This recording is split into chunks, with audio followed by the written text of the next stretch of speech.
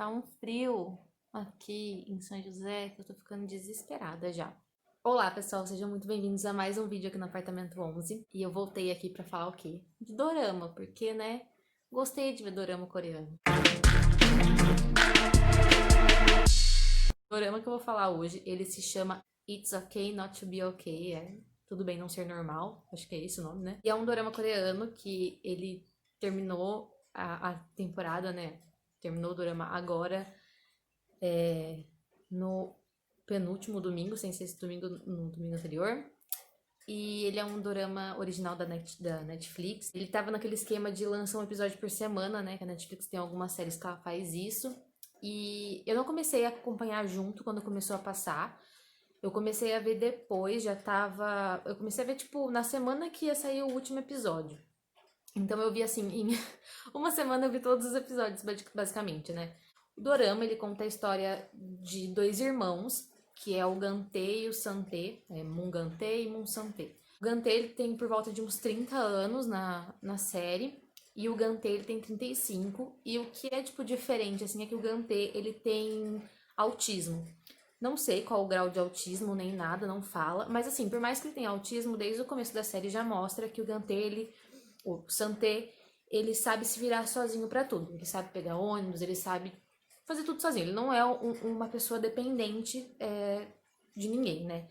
Ele consegue se virar sozinho, mas ele mora com o irmão, que é o Gantê, que é quem cuida dele, né? Quem é o responsável legal dele e tudo mais. E o Gantê, ele trabalha em um hospital psiquiátrico como cuidador. Só que você já começa a perceber no começo da série que ele já se mudou várias vezes de cidade, né? Ele já deixa bem claro que tipo, a vida deles é ele e o irmão dele, né? São só os dois. E mostra que ele já se mudou várias vezes de cidade, que em menos de 11 anos ele já trabalhou em mais de, sei lá, de 15 hospitais psiquiátricos, mais de 15 hospitais de forma geral, né? Como cuidador. Que eles sempre se mudam. E aí, com o tempo, você vai descobrindo, né? Durante o primeiro episódio, você vai descobrindo o porquê. Bom, a mãe deles foi assassinada. E o Santé, que é o que tem autismo, ele presenciou o assassinato da mãe. E isso eles eram bem novinhos. O Gantê tinha 12 anos e o Gantê tinha 17, né? O Santé viu a mãe dele sendo assassinada. Só que ele não conseguiu falar pra polícia quem foi que assassinou a mãe dele. Por causa do problema dele, mas que a pessoa que assassinou a mãe dele falou pra ele que se ele contasse, essa pessoa ia voltar pra pegar ele. E a única coisa que ele lembra é que a borboleta matou a mãe dele. Pra ele foi uma borboleta que matou a mãe dele e desde então ele tem um trauma muito grande com borboleta. E toda vez que chega a primavera, ele começa a ter sonhos com essa borboleta, de que a borboleta vai pegar ele, e aí ele e o Gantê precisa pegar o Santé e meio que fugir, né, para que a borboleta não pegue o Santé, porque esse é um trauma do Santé. Nessa época, então, eles estão morando em Seul, e no hospital onde o Gantê trabalha, vai ter uma leitura de histórias com uma mulher que aparece desde o começo também, que é extremamente excêntrica, e eu não sei falar o nome dela, a Komunyo, acho que é isso o nome dela, Komunyo, alguma coisa assim. Que ela é totalmente excêntrica, você vê que ela é totalmente estranha, assim. E ela é escritora de livros infantis, que são livros bem peculiares para crianças. Só que o Santé, ele é apaixonado pelos livros dela, tipo, ele sabe de cor todos os livros dela. E aí o Gantê vê que vai ter leitura, ele conta pro Santé. Munhou vai lá no hospital fazer leitura, mas eu não posso te levar, eu vou tentar pegar um autógrafo dela. Só que quando ela tá lá fazendo a leitura, acontece um monte de coisa, né? Que toda uma emoção lá. E um paciente desse hospital tenta atacar ela, né? Tenta sufocar ela. O Gantê meio que salva ela, né? Tira o cara de cima. E aí ela pega uma faca e tenta matar o paciente, tipo, assim. E aí o Gantê coloca a mão na frente e ela corta a mão do Gantê. E nesse momento que ela corta a mão do Gantê, o Gantê olha pra ela e fala assim, tipo, pensa, né? Alguma coisa tá acontecendo, tipo, isso não me é estranho, sabe? Tipo, eu reconheço esse olhar e tudo mais. Só que ele pensa, tipo, ele fala que o olhar dela lembra muito alguém que ele conheceu na infância dele, que é um trauma pra ele. E assim, durante todo esse primeiro episódio, durante todos os episódios, vão tendo alguns flashbacks, né? Que vão levando você pro passado dos dois. Pra você entender o que aconteceu, por que eles se mudam tanto, como eles eram. E assim, são sempre flashbacks bem curtos. E você não consegue entender todo o contexto do flashback. Então, cada vez que tem um flashback, você fica com ódio ou amor por uma pessoa diferente, porque é bem distorcido. E conforme vão passando os episódios, esses flashbacks vão aparecendo maior. Vi agora que o flashback é só a mãe dele, é só o Santê vendo a mãe dele morrer. Aí passa uns 3 episódios, aparece o mesmo flashback, só que com uns, sei lá, 1 minuto a mais, sabe? De flashback. Pra você ir entendendo a história aos poucos. Então você vai tendo várias impressões no começo dessa série. Mas assim, é bem legal. Já recomendo que vocês assistam, se você nunca viu, né? Se você nunca viu, você vai parar aqui agora.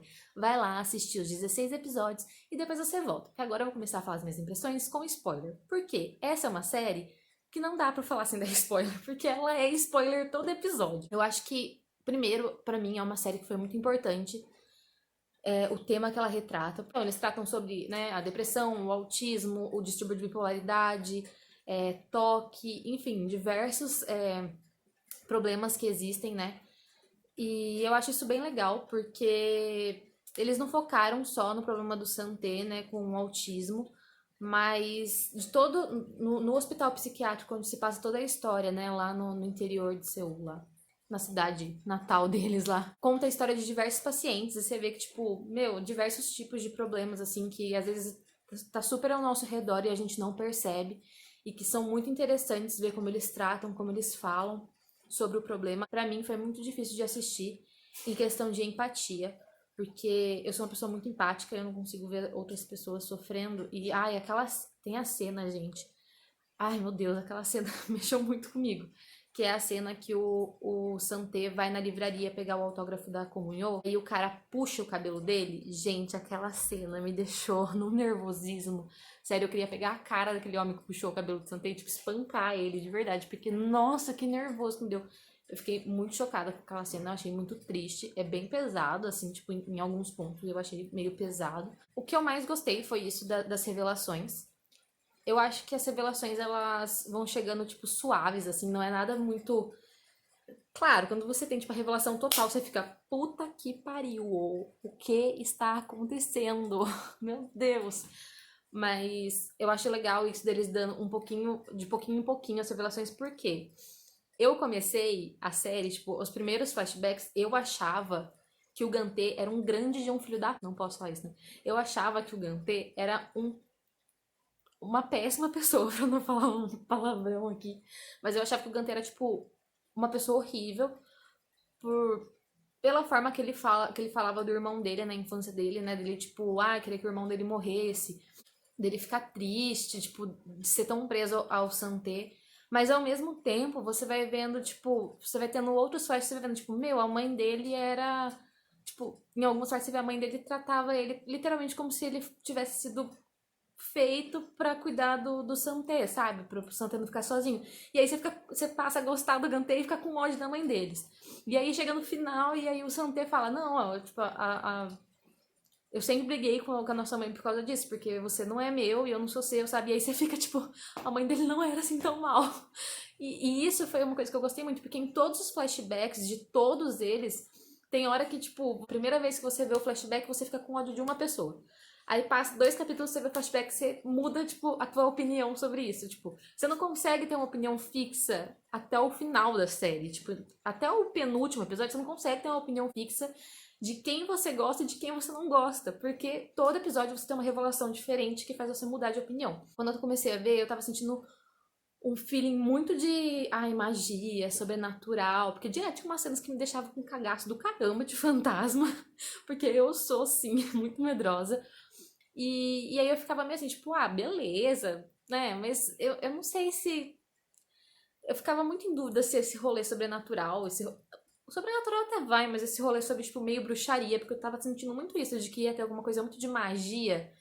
E eu ficava, meu, eu acho que isso não faz sentido pra série, sabe? Pra temática da série. Eu acho que não precisa desse negócio de magia. Mas não tinha nada de bruxaria, porque eu tava jurando que a mãe da Comunhô, ela ia parecer, tipo, a bruxona do rolê, sabe? E não, ela não tem nada de bruxona, ela só é meio louca mesmo e, né, queria matar todo mundo e queria trancar a Comunhô e fazer ela viver da forma que ela queria. Achei bem legal isso dela, tipo, de você saber se ela tá viva, se ela não tá. E aí depois aparece a enfermeira-chefe como a mãe dela. Eu fiquei, gente, como que ela é a mãe dela? Tipo, não faz sentido nenhum, sabe? Como que ninguém reparou? Não consigo entender. Porque, né, ela tá ali há anos e, tipo, meu Deus. Mas eu achei um plot twist muito legal eles fazerem isso. Mas eu fiquei com a impressão de que talvez eles tenham decidido isso depois de ter começado a série, tipo, chegou na metade e falou, vamos falar que essa mulher aqui é a mãe dela. Outra coisa que é muito, muito, muito legal nessa série, a lição de moral que cada capítulo tem. Cada capítulo é baseado em uma história, né? Um conto de fada ou algum livro escrito na série. E todos eles têm uma historinha, tipo, alguma coisa bem legal. E é bem interessante você ver a mensagem que cada história tem por trás, né? E como você pode, tipo, levar isso pra sua vida, porque dá pra aplicar, tipo, todas as lições de morais, todas as lições de moral ali dá pra você aplicar na sua própria vida. Todas as cenas fortes me marcaram muito, né? Como eu falei, teve a cena do Santé lá na livraria, que pra mim foi muito forte. Todas as cenas dos pacientes, pra mim, foram bem interessantes, tipo, contando a história do filho do deputado lá, a história da menina que apanhava dos pais. Gente, essa história é muito triste, de verdade, muito triste. E é uma história que eu vejo, tipo, que deve ser, infelizmente, deve ser algo muito comum na nossa sociedade, que, tipo, muitas vezes a gente nem sabe o que tá acontecendo e tem gente que faz isso, então, tipo, me chocou muito. O caso da mãe que perdeu a filha, e, tipo, esse foi de todos, acho que o menos pra mim, mas todos eles foram muito chocantes, então essas cenas foram cenas que marcaram muito pra mim, mais do que até os personagens principais. Eu adoro série que não foca só na vida dos personagens principais. Essa série não foca, ela tem diversos núcleos e todos os núcleos são muito bem construídos e muito bem finalizados. Porque não adianta a série ter lá o principal, né? O casal principal e montar só a história deles direito e deixar todo o resto lá do elenco secundário só pra. Ah, é um elenco secundário, não precisa de nada. Tipo, não. Eles criaram história pra personagem, tipo, terciário. Nem sei se isso existe, mas, tipo, todos os personagens têm uma história muito bem construída e muito bem finalizadas quando chega o fim da série. E também não foca só na história de amor deles, sabe? Tipo, não é só o Gantê e a Comunhão. Tipo, tem toda a história de amor, que é bonitinho, que é normal de dorama. Mas a história do Gantê com o Santé é algo muito mais forte na série. Pelo menos na minha percepção. Pra mim, a história dos dois irmãos é algo muito mais forte do que a história do amor. Porque o Gantê deixa claro que, tipo, por mais que ele tenha todo aquele impasse dele de eu fico com o meu irmão ou eu fico com a Munhô, sabe? Tipo, a Comunhão. Tipo, qual dos dois que eu tenho que ficar? E ele, por mais que ele tenha todo aquele, não é ódio, mas aquela parte negativa dele que fala que o Santé só bloqueou a vida dele, que o Santé só impossibilitou ele de ter uma vida normal. Por mais que tenha tudo isso, ele fala, tipo, não, eu não vou abrir mão do meu irmão, sabe? Ele é meu irmão. Tipo, ele precisa de mim. A minha impressão maior do final da série, que é, pra mim, tipo, eu não sou uma pessoa, gente, sério, eu não sou uma pessoa que choro fácil. Eu não me emociono com coisas em série assim, tipo, a ponto de chorar. Óbvio, eu sinto que nem, tipo, as cenas que eu falei pra vocês, todas elas me chocaram, todas elas me emocionaram, mas não a ponto de eu realmente, tipo, chorar. Eu sou uma pessoa que é muito difícil de eu chorar. E, gente, eu chorei igual um bebê no último episódio.